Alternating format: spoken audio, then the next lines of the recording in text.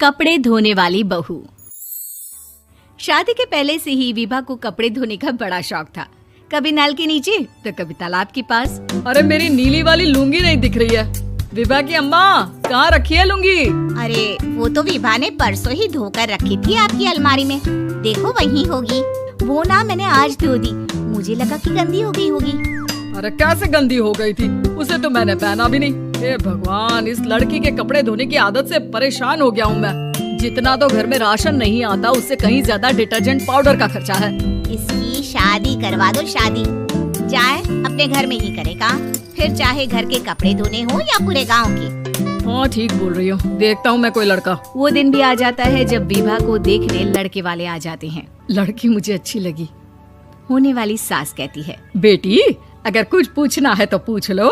वैसे तो हमारी लड़की बहुत ही शर्मीली है, जो बोल दो वो मान लेती है, इसे क्या पूछना होगा। अरे कैसी बात कर रही हो माँ, मुझे इन लोगों के घर रहना है, सवाल तो कई है। हाँ हाँ बेटा पूछ लो ना, क्या पूछना है। आप लोगों के घर कपड़े कौन धोता है? सास का मुंह बन जाता है।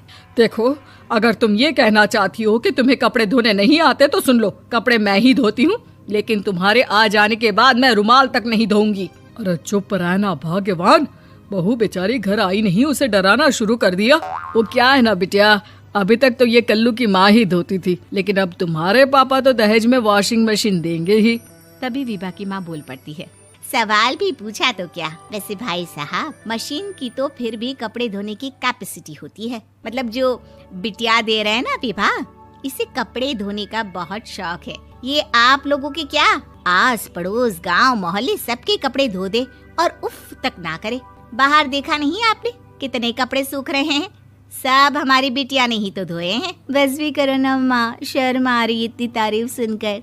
और तो और एक दाग निकाल कर दिखाओ तो मान जाओ। हाँ अच्छा माफ करना बेटा, मैंने गलत समझा।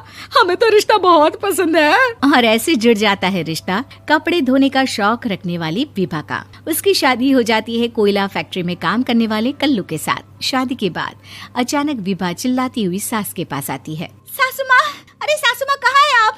ये तो धोखा है, धोखा दिया आप लोगों ने मुझे।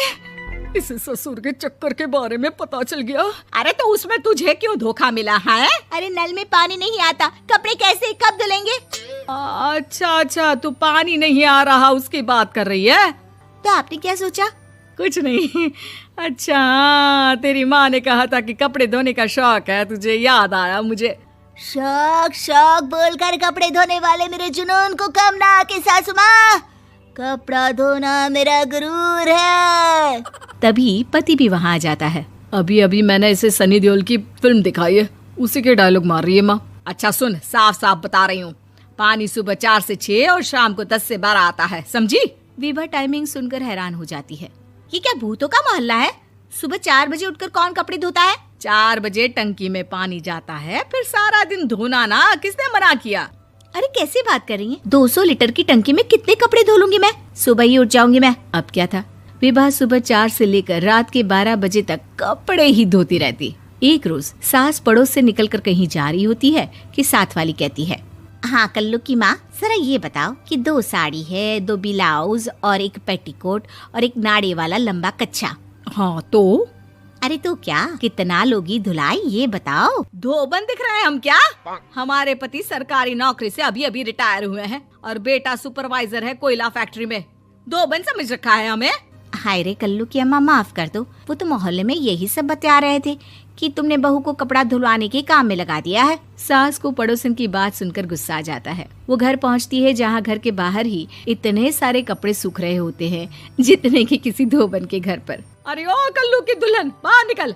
माँ जी यहीं आ जाओ, बाथरूम में चादर धो रहे हैं हम। अरे अभी हम धोते हैं, तुमको बाहर निकलो। ये आस पड़ोस वाले बोल रहे हैं कि हम बहू से कपड़े धुलवा कर उसे कपड़ा धोने वाली बना दिए हैं। अरे छोड़ो ना माँ जी, किन लोगों की बातों में आती हो?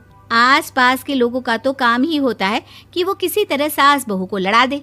बहू सारे घर के कपड़े धोती है, ये क्या कम है? बोलिए। सास को भी लग जाता है कि वो बहू का ये सनकीपन नहीं छुड़वा सकती, इससे अच्छा है कि खुद ही चुप हो जाए।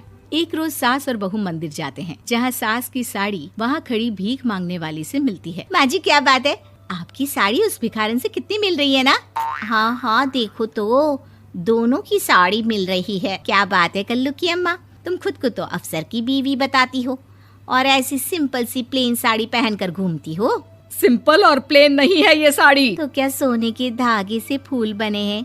कुछ भी सासू माँ, कुछ भी। हाँ बने थे इस साड़ी में सोने के धागे से फूल। मेरे पति लेकर आए थे मद्रास से स्पेशली मेरे लिए 10,000 की। ताहे भाई साहब इस भिखारन के लिए भी सेम टू सेम साड़ी लेकर आए होंगे 10,000 की।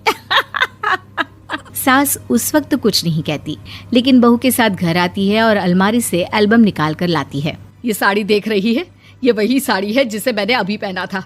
इस साड़ी में ये जो चमकदार फूल दिख रहे हैं ना, ये सोने के धागों से काढ़े गए हैं। लेकिन तू लोकल वॉशिंग मशीन ब्रश से घिस घिस कर सारे फूलों को निकाल कर साड़ी प्लेन कर दी। मुझे माफ कर दीजिए सासू माँ। और तो और, जब मैंने तुझे तेरी गलती के लिए कुछ नहीं कहा, लेकिन तूने तो सबके सामने मेरा मजाक ही बना दिया। क्यों? बहू को समझ में आ जाता है कि अब से उसका कपड़े धोना बंद।